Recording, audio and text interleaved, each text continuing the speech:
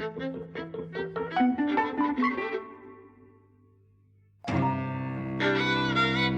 and welcome to Eavesdropping at the Movies. I'm Mike. And I'm Jose. And today we've seen Priscilla. Yes. The second Elvis-based biopic recently, because obviously there was Elvis. Yes, which I loved. I loved the Vas Luhrmann one. I slept through lots of that.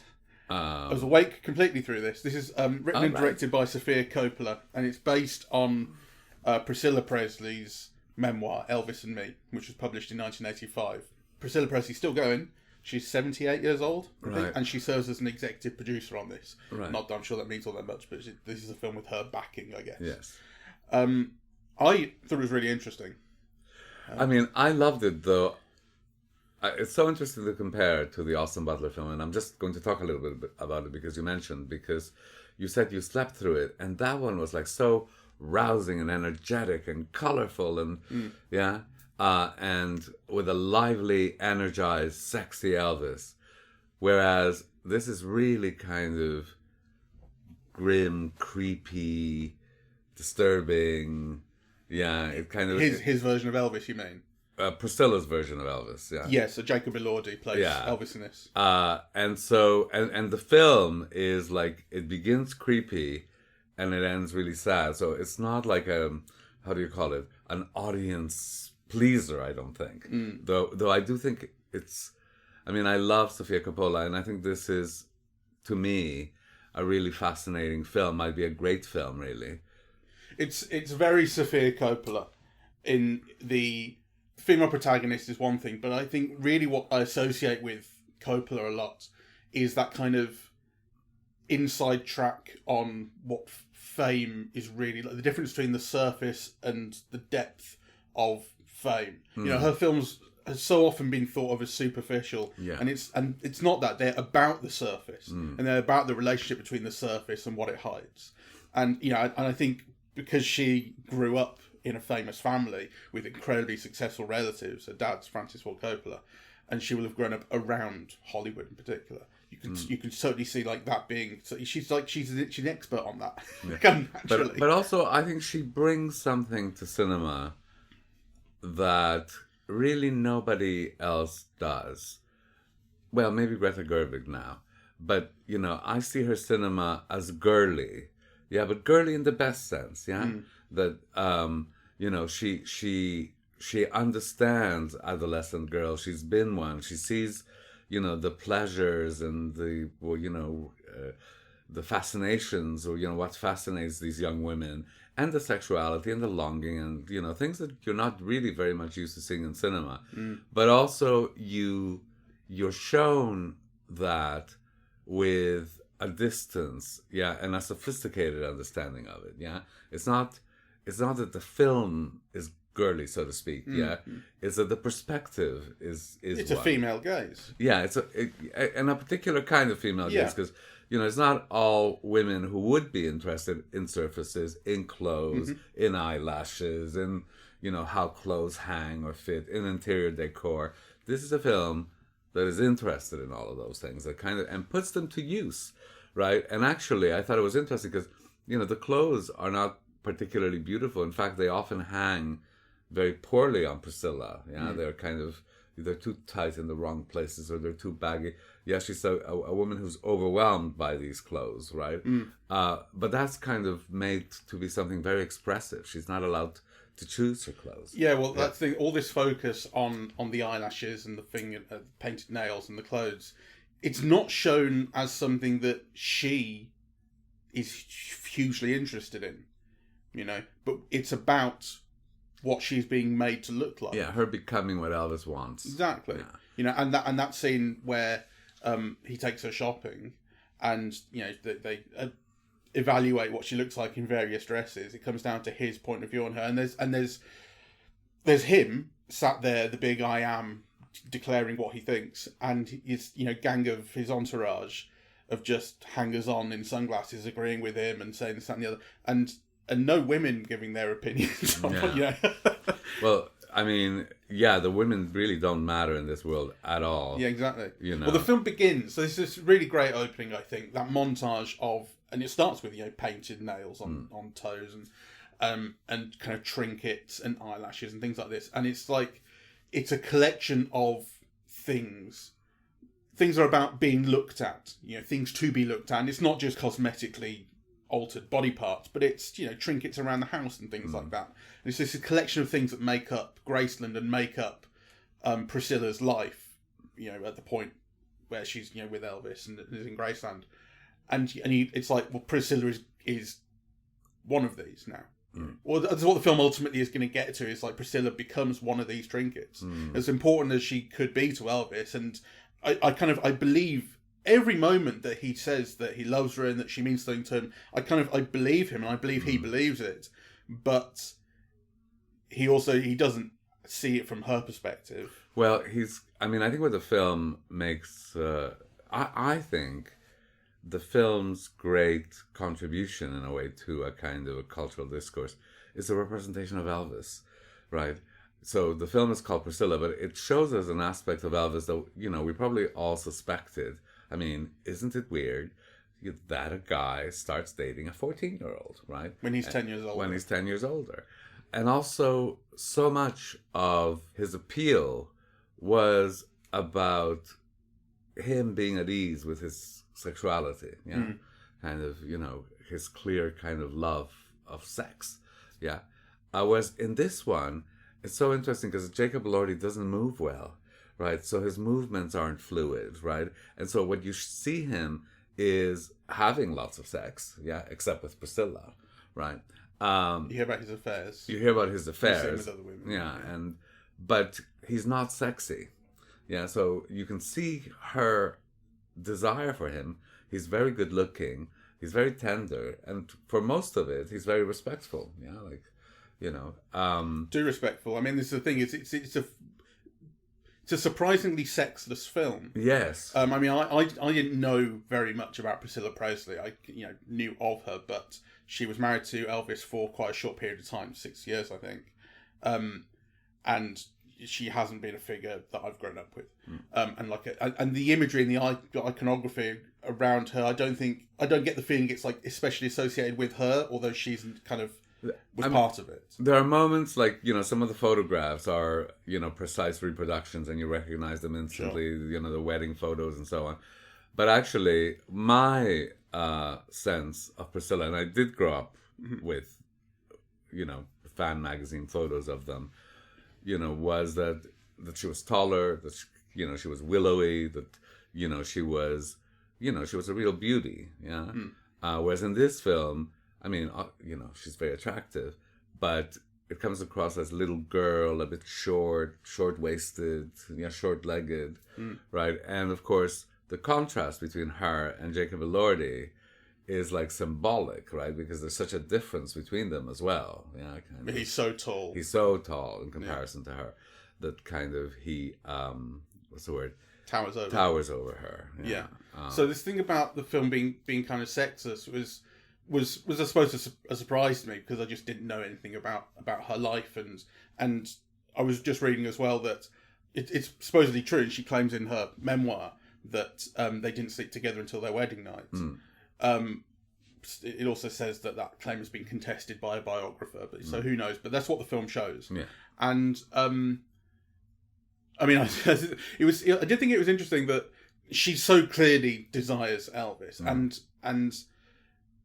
and he's the one who's saying no, it needs to be special, it needs to be this and the other, and you're too young, he says at the start. Yes. And we see a couple of scenes where she clearly wants physical intimacy with him that he withholds from, and then before you know it, well, as soon as they're married, they pretty much have a baby immediately. And I'm like, I suppose I expected that moment of physical intimacy and when they finally have sex to be a moment that was represented somehow in the film. It's not. It's not. It passes. But do you think that was weird? Well, I thought it was interesting. I think it was weird because the thing is, so much of the film is him saying, "Oh, this has to be a sacred moment for me." Yeah. Right. And of course, he's making a distinction, which is not stated in the film, but it's clearly expressed between her being a good girl and a good woman and all the sluts he's sleeping around with, right? Yeah. So for him, that's important, but it's also an element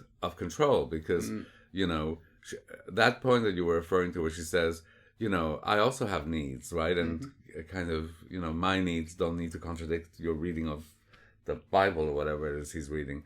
But the fact is that throughout the film, we never see her once sexually satisfied. Yeah, kind of. He's always either withholding, well, he's almost always withholding.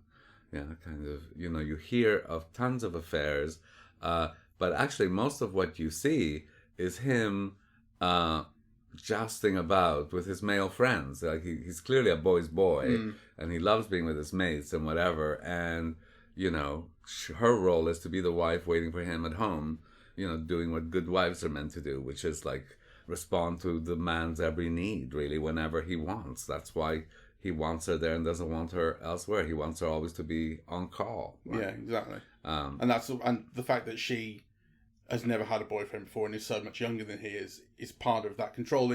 But I think it's interesting that you never get the sense that this is like a plan. He's not like a nefarious figure who's decided that a young woman will be someone I can control. But it's just a consequence of the difference in their ages, and that's something that he's happy with. Yeah. The fact that she can be handled in these ways, and then ultimately the resolution of the film finishes with her finally standing up for herself to the point where she leaves. But you also get the sense that he's vulnerable. I mean, well, we see him being vulnerable, right? And we are also shown how he himself is controlled by so many other forces. Yeah, you're always seeing him on the phone, and he always ends up doing what he doesn't want to do. Yeah, the scripts, the music, nothing is what he wants, really. And it's almost like, you know, Priscilla becomes the only thing in his life. Yeah, he has control over. It's true, because that's something that develops. That's not the way he is at the start. It's in the later stages of the film, you get those repeated scenes of him on the phone with a few references to the Colonel, who's obviously such a key figure in the other Elvis film. And so we just get that sense of control that from someone from the other end of the phone can tell him what to do, and that's when he also says these scripts are shit, these songs are shit. Why is nothing going my way? But yeah, as you say, like the one thing he can lash out at that point is Priscilla. He throws a fucking chair at her head for basically saying the same thing he has, which is I'm not convinced by this song. You know, I mean I thought that was a very weird scene. I'm struggling to get a handle on it, I suppose, because you know they play a couple of songs. He says no, these are terrible, and then he asks her opinion. She gives it, not as forcefully as he's given it. He basically said this is shit, and she's like, oh, I'm not convinced. But she's not used to being asked her opinion anyway. Like, why is he speaking to me about this? I've never been involved in this before. And then the moment that she gives it, an opinion which he essentially agrees with, she gets a chair thrown at her head. I didn't feel that the chair was thrown at her. No, but near. Yeah, I thought that, you know, the chair was an expression of rage and frustration that ended up near her, and both she and he are appalled by that. Yeah, but it's also part, and I think the script is so clever because you see him hitting her, and it does look accidental. Yeah, like I mean, when they're fighting in bed with the pillows, and she hits him a little harder than he's expecting, and he lashes back. Yeah. So there's first that. Secondly, there's the incident with the chair. And then there's really a kind of an almost sexual assault in the hotel. Vegas hotel room. Yeah. So there's a progression in that, really. Yeah. And I think, you know, the last thing, which is really the end of the marriage, is also a result of, you know, the pill taking, the constant separation, and the realization that she is like another woman, that she's not this innocent little child anymore. So, you know, he treats her like he would, you know, any of the other women. I thought. Yeah. And that point at the end as well comes around the time that she... The thing about sex as well, when it comes to the affairs, is, you know, we're talking about affairs, but the film doesn't show them as such. It shows them as reports in newspapers. Yes. And she asks him, and he's always denying it. Well, no, that's true. That's true. He says it means several of them. Actually, that's true. It's not the same. He says it's not the same, and it means nothing. Yeah. But he doesn't thoroughly deny it. But true. Also, he says, if you at the very beginning, before they're even married or anything, he says, if you want to be my girl, you have to learn to accept this. Yeah, you have to know that these sorts of things are going to happen. Yeah. But then she, what we see later on is her engaging in her own affair, even though it's shown kind of lightly and mildly, but it's her with this karate instructor, Yes. and it's a touch on the arm and a clear affection for him. Yes. And that's kind of all you need to imply this. And I mean, I don't know. I suppose I can't remember it clearly, but was the implication, or did you feel there was an implication that Elvis knew about that, and that's the reason that he is so aggressive with her in the room that night? Because didn't he say something like, "This is how a real man makes love," something like that? Yeah. And it's like this like 10 years of, or maybe not 10 years, but a long time. Yes, more than 10 years, in fact, of basically not showing Priscilla the affection and the desire that she wants. And as soon as her infidelity begins, then it comes out. Yeah, I mean, it's not. I think the film suggests it, so it's not. It's also not clear, but it's clearly suggested that she's now open to other people in a way that she hadn't been before. So that might be, a response to Elvis having heard something. But it's also interesting that I mean that sexual aggression is also a kind of inadequacy. It expresses an inadequacy. Yeah, a need for mastery. Kind of, I don't know, a better lover, whatever, would have thought, well, how do I please her? Yeah. Yeah. Well, rather than, kind of, how do I just get off using this body? And possibly as quickly as possible, too. So yeah, it's a very, very interesting projection. I think the film is fascinating kind of visually. Yeah, the way that it suggests certain things. So, the way that, I mean, there's really kind of only one massive close-up of Jacob Elordi, right? And that's when he's at his most threatening. Yeah, I don't know if you noticed.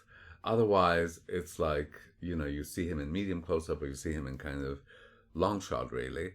But, Which moment are you thinking of? I can't remember. I'm thinking the moment where he threatens her, 2/3 of the way through the film. Yeah, I think before they're married, where he tells her to go. Yeah. Oh right, when he's in his office. I think so.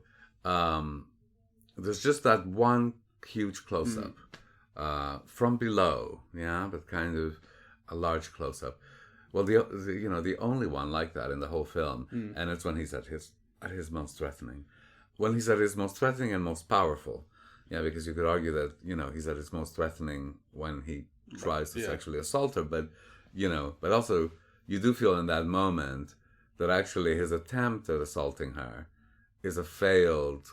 It's quite potency. A weak one, and yeah. I think you get the impression he's drunk, high, and not at his can't physical... get it up. Right. Yeah. So he's jumping on her, but he can't really get it up. No, I know what you mean. So I mean, it's interesting, that thing about the difference in their heights is so key throughout the film, because there's a thing that could come out of that difference of the guy being so much taller, which is like a protective thing. And some women really respond to that in a very positive way. They like that feeling of being protected, being looked after. But I don't think that's something you ever get, even though he is tender and things like that, when the height difference is made apparent. That's not a feeling I think you ever get. It is always just the most vaguely threatening. It could be like when she eventually comes to Graceland, because they have this kind of on-off thing, and then for a long time they don't see each other. She eventually comes to Graceland, and when she arrives, he kind of essentially gets her pinned by the wall. And even though it's friendly, and how are you, and I haven't seen you, and I like you, but he's got his hand, on the wall. She's next to the wall, and he's above her, and it's just like it's a control thing. He's in control of that moment, and it's not a protective, tender, lovely. It's just very slightly imposing. Although he's not an imposing. I mean, he's not built right. He's slim, thin, and everything, but that height thing never goes away. Yeah. And the control thing never goes away. I mean, you get the sense that even he brings her to Graceland, not so much to be with her, though there's an element of he does want to be with her, but also so that his family could keep her pure, keep her under watch, right? It's no accident that, the school she goes to is a Catholic girls' school, and, she is often on her own, but, within the house, you get the feeling that Vernon, the father, is not really nice, yeah? And again, kind of, this is not the place for you, move over there, you're not allowed here, right? Like, kind of, even the grounds of the house are kind of policed. And you get the feeling that the main reason for her being there is to keep her pure for marriage, really. Yeah. You know, she is the girl he wants to marry. And her having been a 14-year-old schoolgirl is not unrelated to that. Well, I think, so the thing about marriage, those scenes that we see a couple of, where Priscilla wants to get intimate with him when they're in bed together and he refuses, and there is this repeated line or idea of, you know, when the time's right, and then and also I've got to choose the time, right? Yeah, exactly. That. I have to decide when the time's right, and you know, and I'm thinking that like they will have sex when he decides they're ready and everything, but then when the moment comes when you get the time was right, it's not about sex. Well, not on surface of it. It's about marriage, right? He presents her with a wedding ring. And so, and clearly it's kind of tied together, but, you know, the idea of marriage and therefore we will sleep together. But, I don't know, I again, maybe that's just what you have to kind of get in tune with. Like I say, I was expecting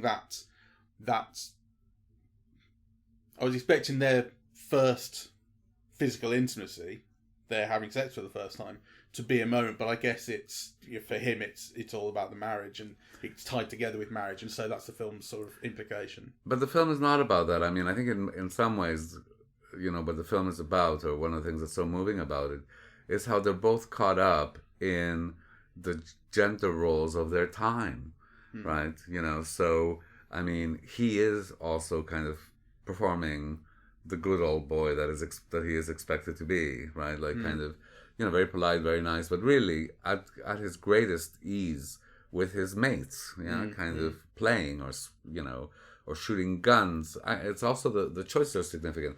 Playing football, shooting guns, or, you know, being rowdy, roughhousing. Yeah. You know, so, and she's shown with her music, with her papers, with her clothes, with her eyelashes, with, often kind of, you know, in empty bedrooms waiting for the man to, you know, pose the question, really, Yeah, well, there's a whole segment of the film where she's at Graceland, having moved there, and he's not there, and she's just waiting, and all that kind of promise that we've had. Like, she's been with Elvis in West Germany, where they meet, and they, you know, hang out together a lot there, and then she visits Graceland, and it's terribly exciting, and he takes her to Vegas, and it's even more exciting. But then when she moves there and she becomes a permanent fixture, he's nowhere to be seen. No. Like, the excitement doesn't need to be there, and from his perspective, she's there now. He doesn't need to, like, that kind of wooing and that kind of thing, I suppose, is less necessary. She's now the fixture that he wants her to be. She's there for him to come back to, and he can't imagine that she's got a mind and needs and so on and desires of her own. It's like, you know, it's as if him returning home should fulfill all her needs, all her desires. Like, you know, he just can't imagine her having desires outside of him. Which is, I think, where the film is so great, actually. You know, it's I mean, and the more I think about it, the greater it becomes, because, you know, you think of Elvis roughhousing with the boys is kind of rhymed at the end, you know, when they split up, and you could see how friendly and loving she is with the women in the house. Kind of, you know, she kisses the grandmother and the cook, which I think is significant and plays through, you know, with the other themes in the film. Of which, you know, what's significant is also, I think, in the presentation of Elvis, that kind of contrast between him with the boys and him on stage alone.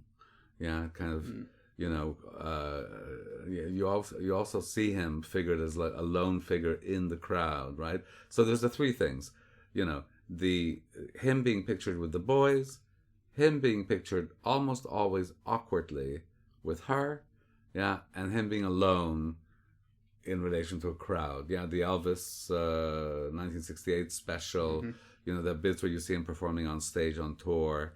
He is always like on his own. You know, the only different shot is that moment where he's not even hiding that he's sleeping with other people. So you see him answering the phone, and there's clearly another woman, on the bed, on his bed. Yeah. So anyway, I think a kind of an interesting choice of clearly very deliberately chosen shots. Yeah. A word maybe about the music, because I loved it. I loved the use of the music until the end. So all those early 1950s hits at the beginning of the film. So, sorry, all those mid-50s poppy rock hits, which are so, I don't know, so teenager and sweet and, they're so well chosen.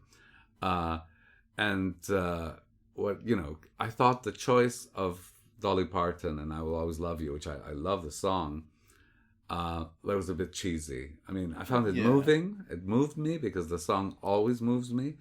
But actually, it was the song that was moving me, not the scene in relation to the song. Yeah, I thought the song, that choice of song was too much. Yeah, I know what you mean. It stood out. Yeah. Yeah.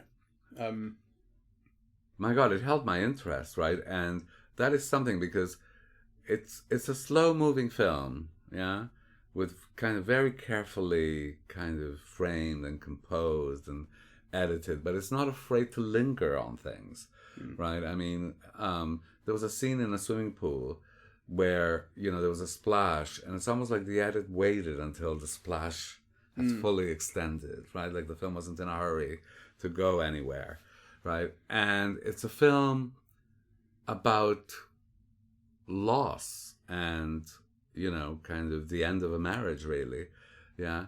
And about dissatisfaction and about how, what you expected glamorous star life to be ended up a disappointment, right? So, you can argue that it's a bit of a downer, really. As opposed to Elvis, where, for me, it was just a thrill to see Austin Butler move, really. It was like, very energetic and sexy and so on. So that a film like this could really hold your attention and linger in the mind and reverberate. And, I think it's really quite an achievement. Yeah. Katie Spaney is the actress who plays Priscilla here, who I've never seen before. I don't know if she's been in very much before, but... yeah, she was wonderful. Well, she was in Bad Times at the El Royale. We saw that. I don't know. She was Rose Summer Spring. Doesn't ring a bell.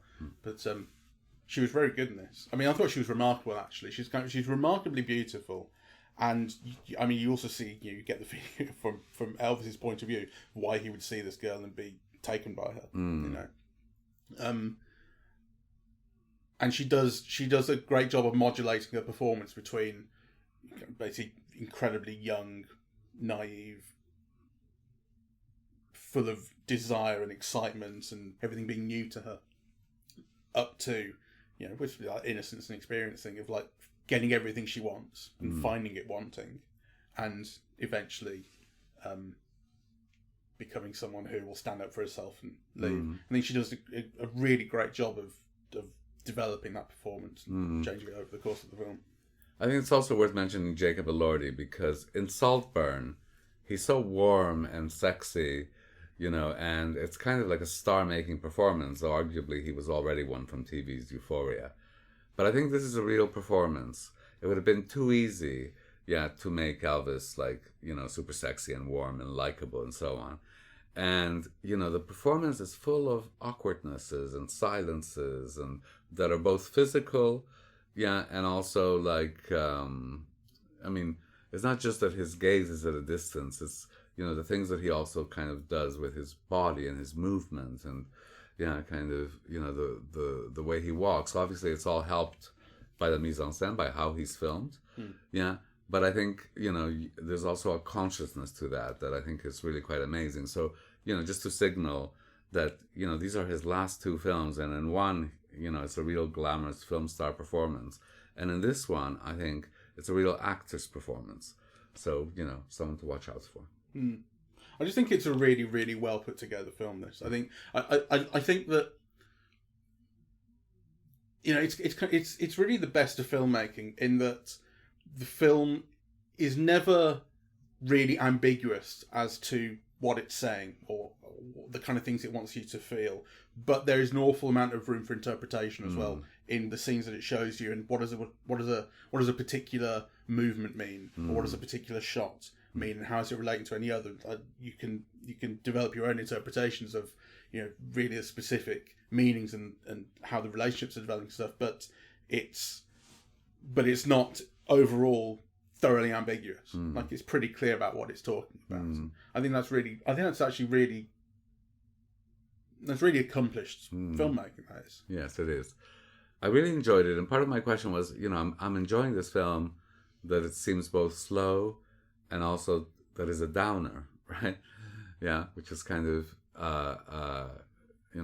interesting in itself. So, and it's a film also that the more I think about it, it's like in just thinking through the various aspects, the greater it becomes. Yeah.